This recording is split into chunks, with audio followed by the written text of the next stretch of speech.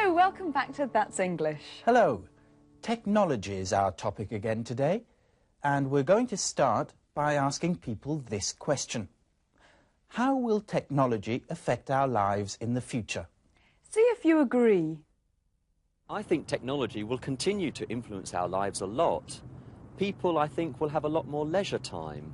They will be able to communicate even more easily than they can do today. In the future, I think technology will move into the home and people will move out of the cities.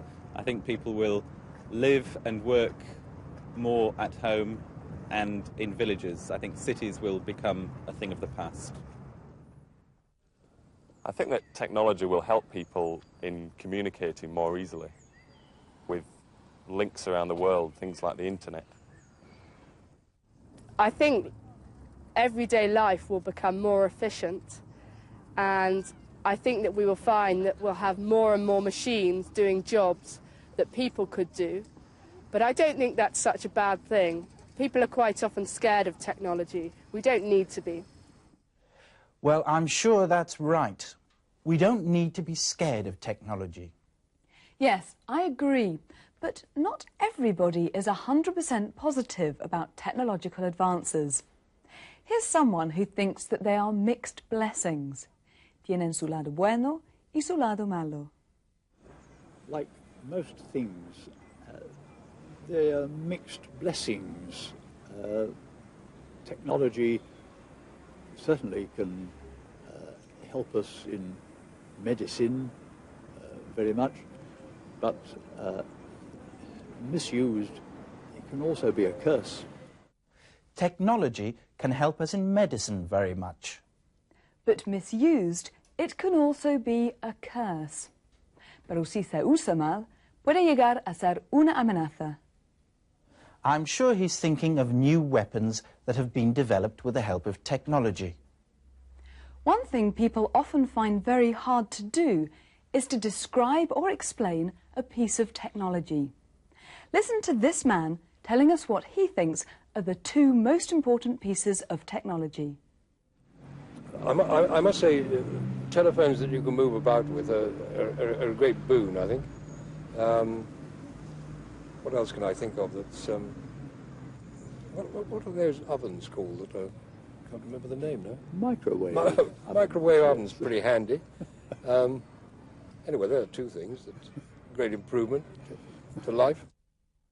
He couldn't remember the names of either of those pieces of technology. The first one was the mobile phone, and he thought it was a great boon, una gran ayuda. And the other one was the microwave oven, and he thought those things were pretty handy, muy útiles. So, what do you do if you don't know the word for something? Well, you have to use your best communication strategies. Yes, it's time for... Making yourself understood. Our friend Juan doesn't know the word for something. How does he solve this problem?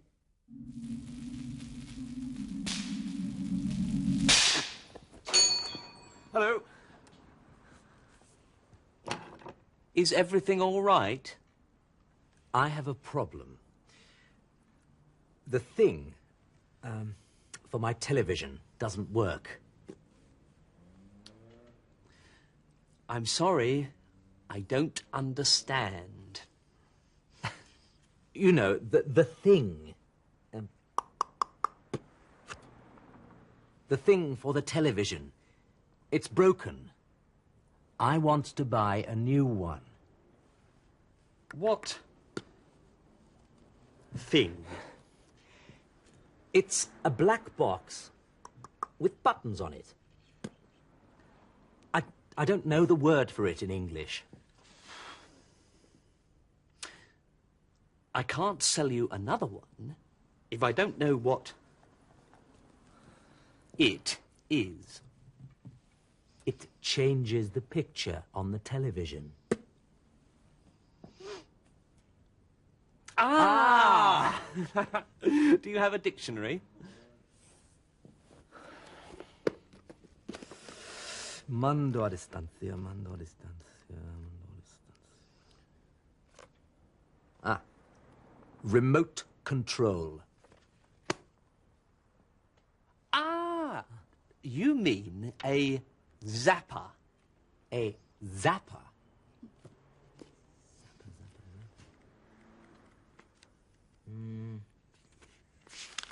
No, it's not here. What's a zapper? It's a, you know, a zapper. A black box with buttons on it. It changes the picture. A remote control. Ah, I see. Well, please, could you sell me a new remote control? A zapper. Well, it depends. What sort of television is it? It's an Episonic 2005. With teletext. Right. Let's see. Yes, here it is, an Episonic 2005 zapper. Here you are. Thank you. How much is that? £37.99. 30?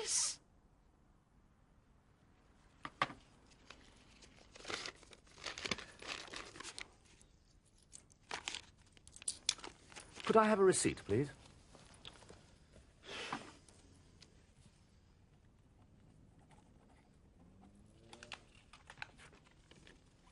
Thank you. It's a pleasure. I'm sorry? You're welcome. Welcome. Think nothing of it. Think nothing of it. Muchas gracias. Well, he got what he wanted in the end. You know, Vanessa, I think the shopkeeper enjoyed not understanding Juan. Yes, but Juan managed very well. Even though he didn't know the word, he succeeded in communicating exactly what he wanted. Let's have a look at the communication strategies he used. I have a problem. The thing for my television doesn't work. I'm sorry, I don't understand. You know, the thing. He demonstrates what he means. He uses his hands. But the shopkeeper didn't understand, or didn't want to understand. What thing? It's a black box with buttons on it. I don't know the word for it in English. There are two useful strategies here. First, use simple words to describe what you mean. It's a black box with buttons on it. And secondly, confess ignorance. Reconoce tu ignorancia. I don't know the word for it in English. When I'm abroad and I don't know a word, I always say, I don't know the word for it. I'm a foreigner. Then people don't think I'm just stupid, and they usually want to help. Just one more thing to notice. A zapper.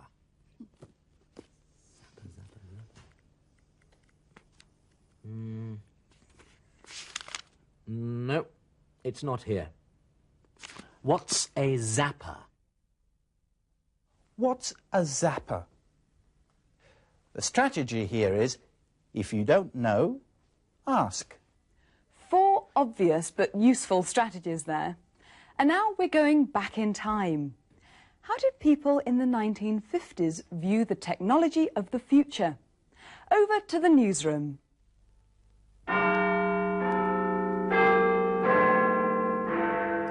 Good evening. This is the news from the BBC in London, and these are the headlines. The Russians and the Americans race to be first into space. New appliances make housework easier. And a new type of supercomputer has been built. But first we have a report from Anna Pilkington, the BBC's science correspondent, on the race into space. Anna, what's been happening? Well, Trevor, the Americans are very worried because the Russians are just about to put a dog into space. A dog? Yes, Trevor. Her name is Laika, and the Russian scientists say she is looking forward to her trip. Her nose is wet, and she's wagging her tail. What about the Americans? Are they going to put any pets into space? Well, Trevor, American scientists tell me that their research indicates that dogs are not intelligent enough to be good astronauts, so they'll be sending a man into space instead. They say they'll even have a man on the moon by the end of the century. Trevor, it seems as though the space race has really started. Thank you, Anna. A man on the moon. And now for the rest of the news. A report out today says that new technology is going to change the role of the housewife. Fridges, toasters, washing machines and vacuum cleaners are now being used in homes across the country, and housework is becoming easier. So, as technology advances, what will happen to the housewife? What will she be doing in 10 years' time? Will she be redundant? And finally, scientists in America have come up with the supercomputer. It's no bigger than a double-decker bus, and it can do sums quicker than a human. What will they think of next? That's all the news from the BBC in London. Good night. Well, it seems that people were interested in the same sort of issues that they're interested in today. Space technology, household appliances to make our lives easier, and computers. No one knew in the 1950s how important technology would be in the household, and now we hardly notice it. Will it be the same with this development? Virtual reality. Have a look at this film clip. Don't worry if you don't understand every word. The gist is the important thing. You'll hear the expression superhighway. That's the name for the system that lets anyone with a computer contact anyone else with one. Anywhere. La superautopista. Talking to computers is becoming easier. That means more and more people can unlock the gateway to the superhighway. It's even becoming fun. Wave your hands in the air and make music.